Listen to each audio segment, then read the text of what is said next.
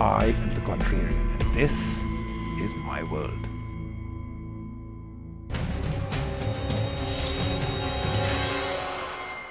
Hi, I'm Dr. Shikha Sharma. I'm the founder of NutriHealth and a wellness expert. I believe nutrition is the foundation of life, and technology is that dynamic frontier where we all are going.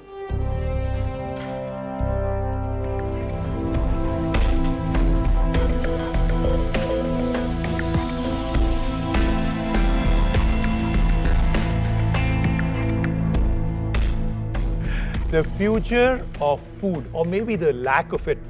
I don't think all through the ages, if there's been one thing that we've all been shown, maybe in science fiction movies or even in books, it's been that you pop a capsule and you're done for the day, and it's the perfect nutrition that your body needs. No preparing food, no cooking it, no cleaning up after that. None of that required, just one capsule. Are we almost there? Well, one particular sector, people seem to think we are almost there. The experiments have started. Are we there yet? And what are we missing? And what could be the problems with this? And is it already there as perfection? So I can't get anybody better than this, right? To have you out here is going to be, I think, one of my most interesting debates, because I'm personally very interested in this as a whole. I mean, I would love to have been part of the experiment. I don't know what I would have ended up with, and would I have been going to a doctor to get treated eventually, or would I have become 20 years younger? I don't know which of them would have been. But I'd love to understand from you, first of all, specifically to do with this Soylent thing. What do you think of this? So I have a mixed opinion about it. Okay. What I like is that this is creativity, you know, and it's human. It's a very basic human need to be creative about things. Okay. And food is it's a foundation of human life. And if you're getting creative about food, it's a very nice thing. At the other side, the scientist part of me believes that there are a lot of gaps in this whole thing. There are scientific protocols have not been followed.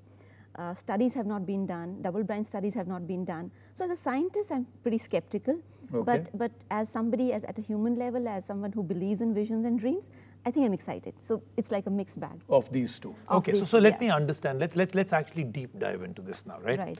First and foremost, let's get one thing out, which is the theory of it all. Right.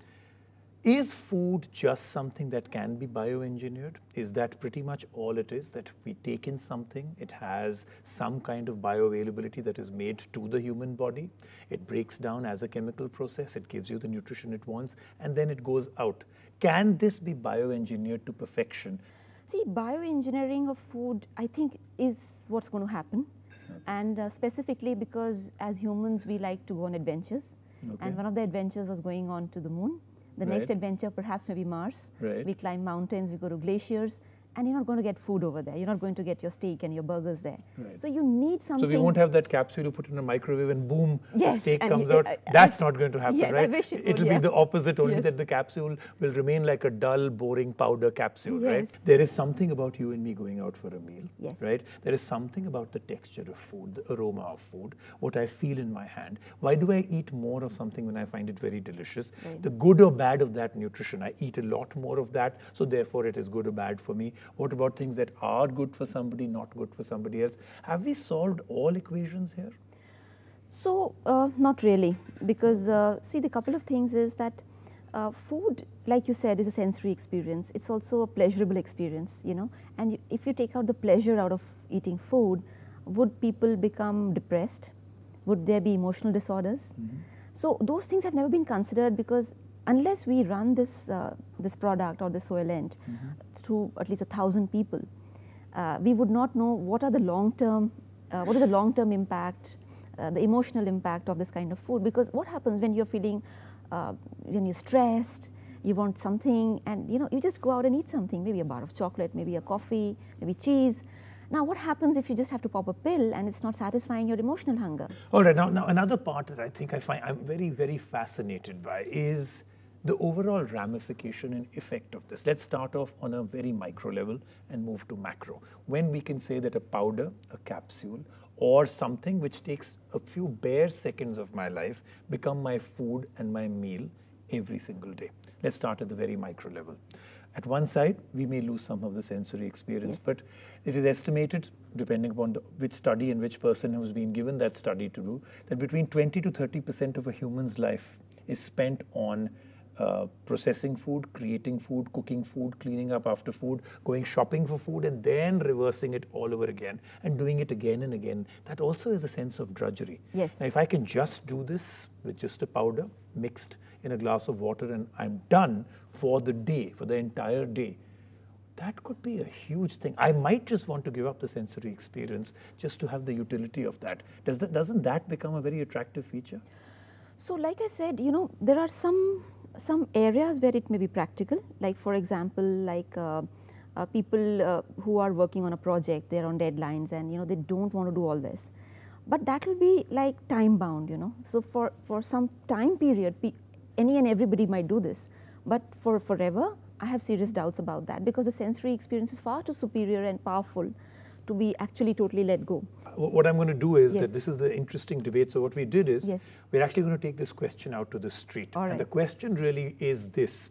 If you were able to get a food which is a powder that takes the drudgery of cooking and all other things away, would you be able to give that up and give up the sensory experience of food? Let's weigh this on the street.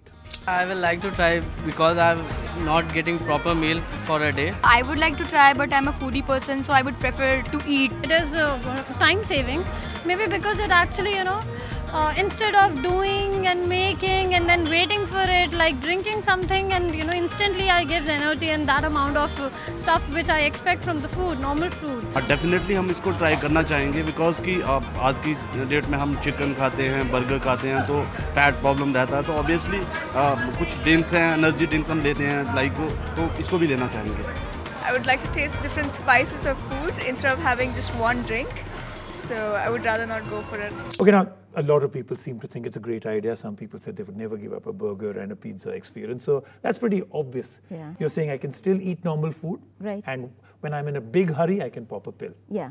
Does that really work? I mean, wouldn't that be a greater problem than anything else? I personally feel it's possible and it's doable and it won't be a shock. The reason is that many people, and especially people who are, say, like techies, who are very, say, obsessed, who are very driven, they usually like to have the same food every day. So even in the normal lifespan, they end up having the same food every day for 5 days. And they'll think of this as an adventure anyway, right? Yeah. I mean, they'll be like, I I'm just glad. popped a pill. Yes. And that's it. And that'll become their big, I mean, I'm sure there'll be a hashtag saying, I popped a pill. Popped food pill done for day, right? Yeah. I mean, that's it. So that will be #1 trending for many years, Absolutely. right? Because whoever will do that. Yes. So you're saying that there are people that might do it, and Yeah. people that might just go back to something else. So, but you're saying as a nutritional expert and as a wellness expert, Right. you're saying the hybrid model also works? I think the hybrid model works, and it may actually work for a lot of people who may like this little adventure, but at the same time, you know, they don't really want to give up on life and eat the other good stuff also. Okay. So now let's say, we said the micro level, which is in an Right. individual. Let's go macro now, okay? Right. Some of the greatest problems in the world. Right. Malnutrition. Absolutely. So, Right. Countries that are completely malnutrition. I mean, children that from the day they are born till, the death rate is so high that they actually die because the nutrition is bad, right? Absolutely. Would this be a solution to that? You know, I always think that solutions need to be simple and elegant. Only then they are powerful. Okay. I don't find the simplicity in the solution. It looks like an interesting option, no doubt about it. But for a solution to be mass, it needs to be available easily. You know, it needs to be very transparent. It needs to be easily accessible. Okay. So I don't find these couple of benchmarks which mass solutions should have: accessible, transparent, simple, and elegant. So I think that it may be one of the options which many countries can try, especially a country like India, because I was happy to see that the founder wants to bring down the cost of this. Correct. Yeah, it's almost $2 to $3 a meal, and he wants it to be under. Absolutely. I mean, what would translate in India to be about 50 rupees, right? Absolutely. A meal. That would start making a lot of sense for areas where you really can't do much. Absolutely. So could this be? I mean, So let's take the theory that you spoke about Right. and the practicality of what we're discussing right now. If this could be the perfect nutrition for the human body, Right. and then could be under 50 rupees a meal, Right. could this be a huge revolution in the making? Definitely, and I think like protein powders, like there's a lot of work happening in this whole area of making cost-effective complete nutrition plans, but it would all depend on how quickly the founder becomes greedy. And then, of course, if it becomes greedy, then there will be also corruption in the process. We may not really know whether it's truly nutritionally right for you, or they're just claiming it to be, and they've got some seriously wrong studies saying it's all completely right. Yes. Okay, now let's get down to, I think, the most exciting part of this. We've spoken about the theory that one day it'll be possible that we can do this. We've spoken about the sensory experience. What happens from now? We've got this one particular product. There may be one or two others that we'll hear about in the next few months. What do you see will happen from here? There seems to be enough funding. There seems to be enough people interested. But off camera, you were talking to me about the fact that till now, whenever something like this has come about, it's actually been for the premium market first. Right. And then take me through what you think really will happen from now.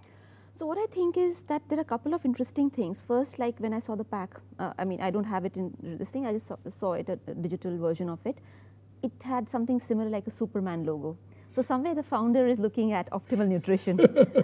you know? All right. So one track would be optimal nutrition, the elite sportsmen, the elite people who want, who have everything to purchase this and make it like rejuvenation, anti-aging. So one path is the anti-aging elite, super nutrition. Correct. The other path is with governments working and creating food health supplements, because that's another big area where business happens. The third area could be where it could become like a technology and with licensing, where a lot of companies get licenses to use this technology. So these are three broad areas where I think it will start moving. The fourth, of course, is it will create healthy competition. A lot of other companies or product manufacturers are somewhat working in the same direction. So I think the fourth would be a lot of other products with similar kind of objectives or goals coming up. All right, so on that basis, I think all the restaurant and food industry, you can breathe, but we surely will be looking forward to this. I think there are many different ways that this can be an absolute revolution. When food is not food, but it's technology in a bottle or in a capsule, I think the world dramatically changes. And maybe for the first time ever, the timing is such that it may well happen. Next time, we'll see you on The Contrarian with one more topic. Thank you very much, as always. Thank Fantastic you. meeting you.